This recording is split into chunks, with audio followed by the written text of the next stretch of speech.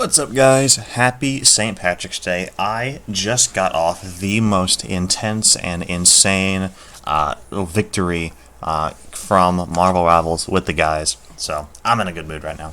So I think we're going to talk about this right here, Invincible Season 3, my review alongside the IGN article, because, Lord have mercy, this is entertaining. So let's get my thoughts out the way. I thought it was great. The whole season. Let's talk about the whole season. So big spoilers. I thought the whole season was great. I really, really enjoyed it. I love season 1. I honestly wasn't that into season 2. I think it was just like the way that my life was going and like how watching it wasn't a good priority of mine. So I didn't really care that much about it just because of other stuff. But I still really liked it. And season 3 I think is the best season so far. I know a lot of people have issues with the animation, and I can definitely see why. It doesn't really bother me that much, but I do wish it had better animation.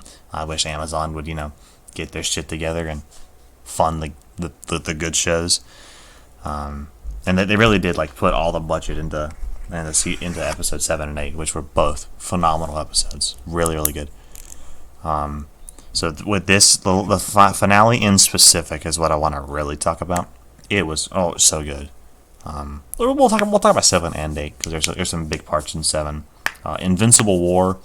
I have read the comics. I read all the comics. I know what's going to happen. At least the rough. I know what the comics are supposed to be. And I really appreciate how this show can bring the comics to life, but also improve upon it. There's so many examples. Shrinking Ray becoming Shrinking Ray E, and becoming a love interest for Rex. Really good push. It really makes Rex's death even better, or even worse, really. You have the conquest line, the whole thing about how he's so alone. No one likes him. That was really, really good. All these things, these little changes, season 1, they changed the order around to make certain things fit and feel better. All these things that are on their own not that big, but altogether combined with how faithful it is to the show, to the comics. Ooh, it's really, really good. One of my favorite shows, honestly, on the air right now. It's really good. Conquest, great villain. I've been really, really looking forward to Conquest, one of my favorite characters from the comics, alongside Thrag, which I imagine will be coming soon. So I'm just really, really excited to see where this goes, and I can't wait 2 years for the next season. So let's talk about this IGN review. A thematically loaded season that can't quite stick to the landing. I automatically have issues with this because it stuck the landing great, but we'll get into specifics as we go. So let's go forward. We're just going to read this straight up, and I'll give my comments. A strong season that ends on a bummer note. Invincible Season 3 nudges several plots and characters forward, albeit incrementally. However, it never really brings it all home. I already disagree, but let's get into more specifics. Looking back, its numerous threads, even the most powerful ones, remain unwoven and dangle out the side of an awkward, unfinished tapestry. It's hard not to see these 8 episodes as incomplete, despite all they do correctly. This is pretty broad, because it's the intro. I think it's just wrong. There's much to be praised in Season 3, including its confrontation of Mark/Invincible's godlike powers. The vengeful Aaron Paul voiced supervillain Powerplex plays a key part in this, and his mission to make Invincible pay for the destruction of Chicago prompts some intriguing, lingering questions. I agree. I think that the Powerplex, the whole thing really... It's like Civil War in the Marvel Universe, where Civil War was a thing of how do we hold these people responsible for things that happen? And that becomes is it the villain's fault? Do you punish the heroes who are defending the world? But when you have a character like Powerplex whose family died, it's hard not to blame them because they were directly involved. Well, learning about Omni-Man's actions on Earth shaped Oliver's rosy view of his father. How will Mark walk the fine line between people's ire towards Nolan and his own forgiveness. What should be done with the series' most dangerous supervillains? Oliver is in favor of killing them, but Mark's role pulls him in one direction, while his faith in locking people up and throwing them away tugs him in another. These are all good questions that I think the show asks and tackles great. Oliver struggles back and forth between killing, and it's paid off in the scene with the bullies where he pulls his pants down, showing that Oliver isn't going to abuse his powers and just mindlessly kill anything that gets in his way. How does Mark walk the line between Nolan and his own forgiveness? I think he does it great. He has several conversations with both Oliver and Eve, saying that, he has a hard time because he still loves his dad but knows what he did. The whole do you kill, do you not kill with Mark, again, it's played off very, very well, where this whole season he doesn't want to kill, he's fighting against it. Then he gets put with Angstrom Levy, and he literally was going to. He was right there at it. But he didn't, because he got away, and then he, in his mind, kills Conquest and says to Oliver that he's going to start killing people. So they answer all these questions. Mark is down the path of killing now. He's down the path of killing bad people to protect his family and to protect the Earth. So I don't really understand. It does say to be praised, so I guess this is the good parts. I guess we get to the bad parts. I want to look at this right here. This is the list of average of 37 contributions of the Invincible supervillains. Where's Conquest? I don't see Conquest on here. I guess this might have been before that, but I guess I agree with this for the most part. I think I'd agree with this, honestly. So, Mark technically reaches a conclusion by the end of the subpar, thematically incoherent finale. I never thought you'd shut up. I hope that they go into detail more with the thematically incoherent, because I think it is very thematically coherent. The whole episode is based around, this how do you protect the world from this monstrous, humongous threat that you don't know is coming, you aren't ready for. Do you kill, do you not kill? He makes that choice, and he really has to go all out. The dilemma he faces there, the courtesy of an all-powerful, otherworldly being posing a threat to his loved ones, friends, and colleagues, isn't really connected to what's tearing him up inside. I think that's just wrong. I don't think that's true at all. I think it is a very good example of what's tearing him up inside. It's the Viltrum Empire. You really boil down what's tearing up Mark. It is the Viltrum Empire, the battle between his duty as a Viltrumite versus his duty to protect Earth. He has to choose between which of those he wants, and he chooses Earth. And so Conquest is a consequence of that choice. Across Season 3, he reckons with the complex factors that might push someone into a life of crime, whether they're in a dire financial situation or deeply hurt caused by Mark himself. Concluding that arc by pitting him against a genocidal conqueror gives rise to far less rigorous drama, but it at least leads to Mark concluding the season by having made a concrete decision about his own heroism. It gives rise to far less rigorous drama. You want to boil it down, the action was extraordinarily rigorous and dramatic, so that's not really true.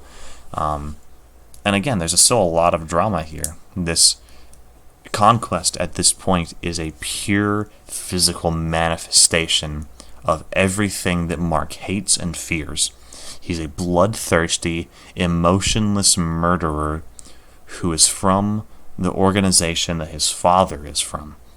That is quite literally everything that Mark fears and hates. The season high points typically involves things the show has never really done, like the Cecil-centric flashback. That one-off not only gives us vital background on the GDA boss, but also fleshes out his complicated moral code. It's hard not to wish such care and attention had been paid elsewhere. For instance, the ever-evolving Nolan, who only appears in a handful of scenes by the end of the season. I get where they're coming from or wanting to see more Nolan. I also wanted to see more Nolan. I kind of wish that they had gone more with the Alan and Nolan adventures. But to say that the one-off with Cecil should have been the groundwork, I think is kind of disingenuous in a way, because you have this character who is considered a antagonist in a way. However, he's a good antagonist, I guess, in a way. He's an antagonist to Mark, but not to the world. And they show, why he does what he does and why he is what he is. And that's really important. I really like the flashback. However, sorry about that cut, so something happened. As I was saying, the season where they really should have gone more with the Cecil flashbacks. I disagree. I think that the flashback was good, and they should keep it at the one, and maybe one or two more, because you don't want a flashback fest, and having it interspersed throughout really enhances them. This is given all the Angstrom Levy business was supposed to be an incomplete holdover from season 2.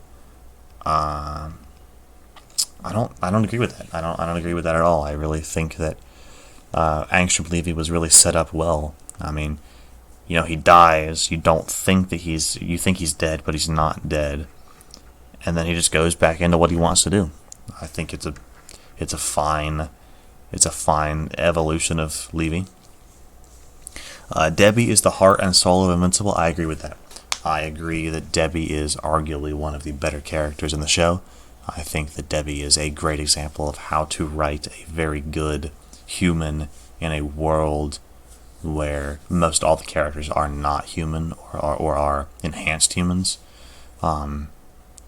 It's in a lot of shows that deal with supernatural or otherworldly threats and powers. You oftentimes find that the humans or like the military are very poorly written, and I really appreciate that. Not only Debbie, but Paul. I really have enjoyed Paul. I think he's a really good balance trying to support Debbie, and I think it's really, really cool. Invincible's third season can feel like it's running in place.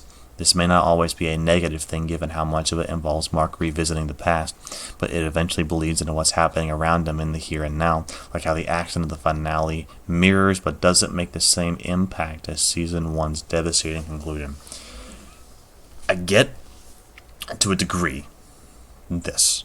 I understand to a point that, it's not as shocking because it's already been done. It's not his own father, so it's not as emotionally connected. But I disagree. I think that it was a really good way to step it up, because this time he didn't just destroy Chicago. He destroyed several cities when Mark is at his lowest. It is the same emotional impact because Mark is already at his lowest from having to come to terms with himself literally being the reason for so many deaths because of the Invincible War. And then now he has basically a stand-in for his dad now doing it again, but even bigger. The high points involve things Invincible has never done before. Despite moments that feel haphazard and toothless, the good outweighs the bad. With these episodes and Invincible as a whole, much of the success rests on the depth of character, and the way it makes us feel for heroes and villains. These qualities have been taken for granted in recent episodes. It's only a matter of time that Invincible gets back on its track with a more focused story and coherent structure. This right here is really, really, honestly insulting, I think, to the quality and care that the show has. I really do think this is honestly an insult. There is so much care and so much character and depth of character in so many characters. Oliver, Mark, Eve, Rex and Ray. Nolan and Alan have had some character development. We get to see more of Thaddeus. Even some of these minor characters like Powerplex, the Invincible War, Levy. I don't remember if Maulers are in this scene. I think Maulers are in this, and they get killed off. There's so much character and so much depth, and a lot of important characters don't make it, and that makes it emotionally gripping. With powerful themes that don't fully convey, Invincible's third season makes for a fun and interesting but not always satisfying watch. A lot happens in these episodes. Mark wrestles with the ethics of killing, other characters die or nearly die, and new villains arrive from other galaxies or dimensions. Even though little of it feels conclusive, the door is left open to many possible developments when it comes to Mark's morality, despite the season not being focused enough to bring each of them home. Oh, they must have raised it. Well, this is the season, not the episode.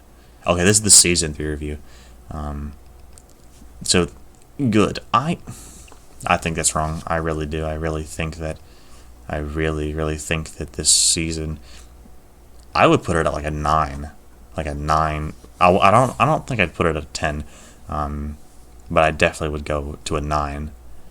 I'm not going to go over the whole article, but I really want to just briefly touch over this one. They call it the first outright bad episode. I have to think this is bait. This has to be bait, because this is probably the most hyped, the most loved, the most appreciated episode so far. So I really feel like, this is just like copium. Or not copium, but like it's either one, it's bait, or two, they didn't watch the show. They watched like TikTok edits and then made their opinion based on that. We'll just go to the verdict. It repeats past triumphs with far less heft than its season 3 finale. I Thought You'd Never Shut Up gives into the show's most self-destructive instincts. It pivots around a bad guy we've never seen. That's wrong. We have seen Conquest a few times. And has its hero's central season-long arc pay off in words rather than actions or decisions. It is the first time Invincible has been truly subpar, and an especially sour note to end on. Invincible's Season 3 peters out with a baffling finale centered on a villain we've never met, and a hero's dilemma that's never actually addressed. Both of these are wrong. You have met Conquest, he is in several flashbacks, and again, his character isn't important, it's what he represents. He represents the Viltrumite Empire, and he represents this idea of a emotionless killer. And a hero's dilemma that is never actually addressed is just pure wrong. His whole dilemma is, do you kill or do you not kill? And at the end of the season, he decides, yes, he will kill. He will cross that line, and he will be okay with it. His dilemma is addressed, and it is solved. Conquest is a character you've seen before, and his fight pays off. And it's a good fight. It's enjoyable. It's entertaining, which is what it's supposed to be. I did not mean to click on that. So again, like this, let's read some comments. I'm not in the cartoon, but this intrigued me. I checked the biggest user analytics site, and it's at a 9.9 on IMDb. It's crazy. IGN reviewers are either watching content on their phone for reviews, or maybe a TV with no speakers, because the episode was epic. It wasn't the best ever, but and again, like I agree. The impact is pretty immediate. Did you miss the part where Mark told Oliver he was right to kill the Maulers, that he was right all along, and okay, I don't understand. And there's a joke like you can't spoil ignorance without IGN, but like IGN's just become a joke. It's become a joke, and I've never really been into IGN. I've never really been to most media or like journalism when it comes to gaming. But like it's a joke. It's pathetic. It's you clearly this guy who wrote this article clearly does not have A, media literacy. B, does not enjoy the show and is just, say this is his way of just getting it out that he doesn't like the show. Or C, he didn't watch it.